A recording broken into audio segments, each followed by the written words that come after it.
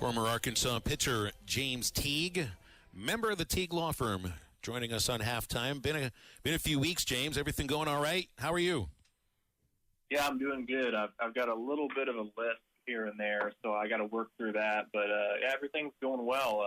Procedure went good, so I'm back in the saddle. As somebody who has a real job that sometimes has to go in and, compete in the courtroom on a Friday, did you have the luxury of staying up late and watching the entire basketball game and then trying to find a way to get to sleep? Yeah, I try to not get, too I try not to be the pissed-off Hog fan, is what I like to say, who just, kind of racks everybody. But, yeah, I had a little bit of a hard time because, I get it. You're not always going to shoot great. You're not always going to score points. But when you just don't do the little stuff right and it makes all the difference, to me, that's the frustrating part of being a fan. It's not the expectation that we're going to always win and be great. Hey, what was your experience as a baseball player at Arkansas when the basketball team makes the NCAA tournament? How did you guys, you're all fans of the team and maybe friends with some of the guys here and there, and a lot of the basketball players will come out to Baum and watch baseball games, understanding that the tournament starts around the time where you guys are getting into SEC play, and that's where rubber meets road. So, how did you watch? Yeah, I think a lot of the teams have their own problems to worry about, to be frank. They're like, I'll watch it if I'm available, or I'll be invested if I know some of the guys, but I got to figure out how to get 6 outs against Ole Miss. That's kind of my top priority. So I think it just depends on kind of who you know and how much of a basketball guy you are, and that kind of varies guy to guy. Hey, I saw opening day yesterday, Benny hit his 99th career Major League home run, and 11 years ago he was patrolling center field for the Razorbacks 11 seasons ago, patrolling center field for Arkansas. Obviously, we remember the Golden Spikes Award, former teammate of yours, and man, it would be great when he hits that 100th home run. I just wish he was playing with a team that would have some expectations, because we've seen Benny come up big in, some huge moments. Postseason at Arkansas, postseason for the Red Sox. Yeah, we got to hang out a little bit when we had our reunion at the football game, and we were kind of talking back and forth. How's the team and morale and everything else. Understanding that they were obviously not doing too good, but he's still in high spirits. Out there every day trying to perform and really kind of doing now what everybody knew he was capable of doing. Back then. I've got a funny Benny story where we're both freshmen, and I'm just trying to stay on the team, and he's obviously we got the Benny fandom going on during batting practice, and there's a pop fly. Well, I kind of go all out for it, and me and Benny collide. He's trying to get real reps, actually do real baseball stuff. I'm just shagging BP, and I saw my career, flash before my eyes of, oh no, I just took out our star center fielder. Luckily, he got up, and he was fine, and none of the coaches saw it, so I just kind of went and, got to the furthest corner of the field and shagged from there on out the rest of the batting practice. And one of the wildest things happened last weekend, James, at the Carolina series. It's, I think it was the second day of the series.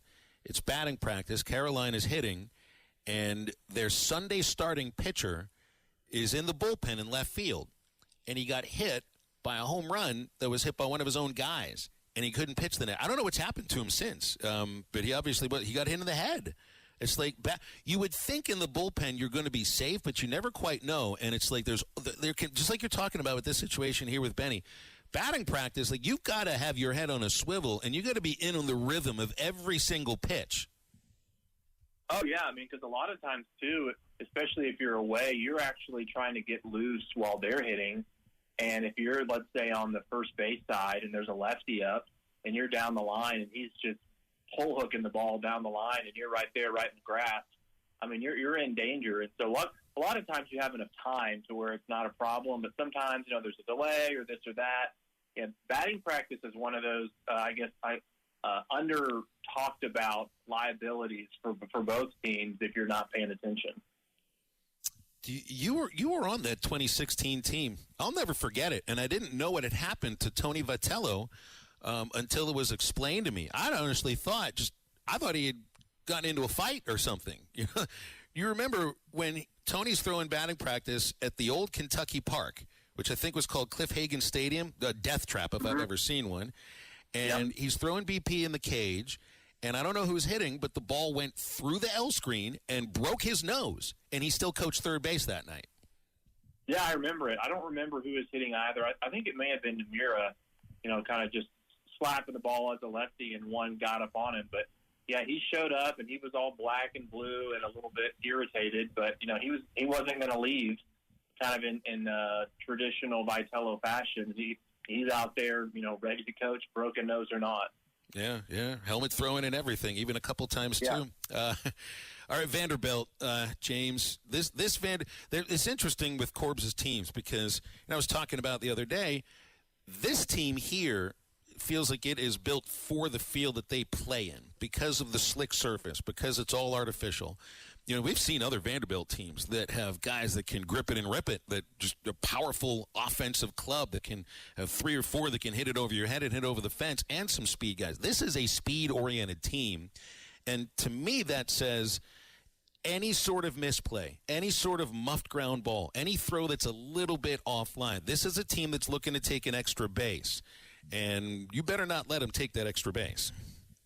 Yeah, and I think one thing that's really good about Corbin is he's going to find ways to win with the teams that he has, whether that be kind of in the old era, just all the time, big power arm, a little bit ahead of the curve as far as the velocity days, when everyone else was kind of in the old world at 88, 92. He had all the 92 to 97 guys.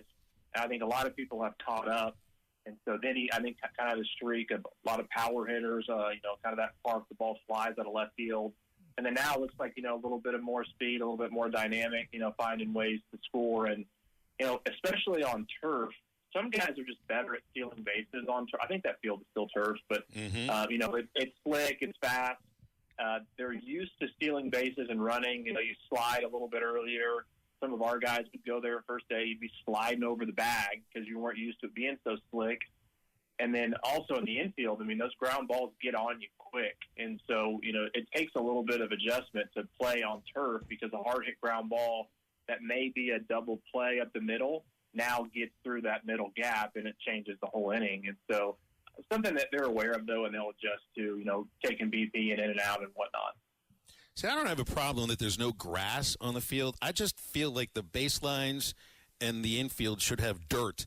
And if there's a place that always should have dirt, James, it's a pitcher's mound. It should not be dirt. It should be clay. That every one of them should be mandated to be clay. This is a turf pitcher's mound. How does that change what you do? Yeah, it was weird. I actually don't remember when I was there if it was turf or not. I don't think that it was. I think it was dirt. Has that changed recently? It's turf now. It's okay. It's weird looking. Yeah, but I remember throwing there and being like, wow, I actually really like this mound because it is one of those, I remember saying this before, it feels really close. It feels like you're throwing harder because the parameters around the backstop are kind of tighter. And I always threw really well there. But, yeah, I can't recall if turf or not. I feel like I would remember that, but who knows? A lot's happened in the last decade. The Tuesday loss, it ends a winning streak. It's the first loss at home. The way it happened, 5 runs in the 9th inning and you end up losing in 10. To me, it's like there are a lot of guys who would not be playing, wouldn't be starting on a weekend that did start that game. Different situations for pitchers that might have, come in if it's a weekend. What do you make of that Tuesday game?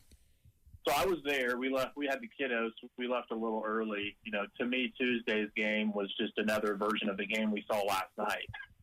Just not doing little stuff right where maybe you get away with it, but when all the little stuff adds up, in the worst case, you end up, losing a huge lead late in the game.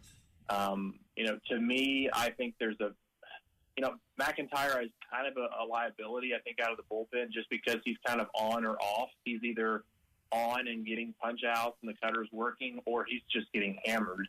That's something that I could relate to. It's like, well, it's hard to throw that guy into a, tense situation when you don't know which guy you're going to get.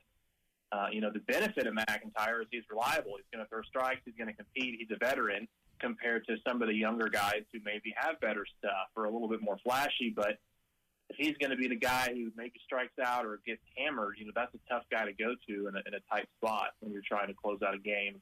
So it'll be interesting to see how much more he throws, frankly, but then also who's going to fill that gap out of the bullpen if it's not going to be him. BetOnline is the world's most trusted betting platform and your number one source for betting on all the madness. Whether you're a seasoned fan or a first-time bettor, BetOnline is your ultimate game day companion. With the largest selection of odds on everything from college basketball to a $200,000 bracket contest, BetOnline continues to be your number one sports betting source. From every Cinderella story to every hat trick, BetOnline has you covered with odds, stats, and more for every game, every play, and every win. BetOnline, the game starts here.